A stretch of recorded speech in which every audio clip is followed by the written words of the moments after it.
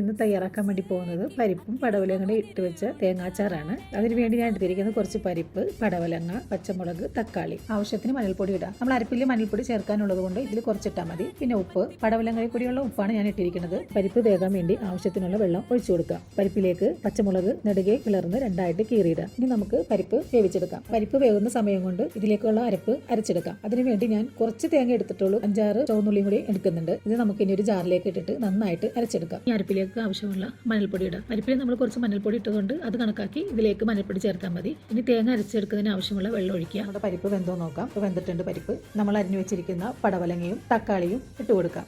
ഇത് ഒരു വിസിലിൽ വെന്ത് വരുമ്പോഴേക്കും നമ്മുടെ തേങ്ങാരപ്പ് എങ്ങനെയായെന്ന് നോക്കാം. ആ തേങ്ങാരപ്പ് റെഡി ആയിട്ടുണ്ട്. ഇതിലേക്ക് ഒഴിച്ചു കൊടുക്കുക. അരപ്പ് നന്നായിട്ട് കുറുകിയാണ് ഇരിക്കുന്നത്. അതുകൊണ്ട് കുറച്ചുകൂടി ജാറിലേക്ക് വെള്ളം ഒഴിച്ചിട്ട് അത് നന്നായിട്ടൊന്ന് ഇളക്കിയെടുത്ത് പരിപ്പിലേക്ക് ഒഴിക്കുക കേട്ടോ. നമ്മുടെ തക്കാളിയും പടവലങ്ങയൊക്കെ വെന്തിട്ടുണ്ട്. നമ്മുടെ പരിപ്പ് കറി റെഡി ആയിട്ടുണ്ട്. ഇതിലേക്ക് നമ്മൾ കടുക് പൊട്ടിച്ചിടണം.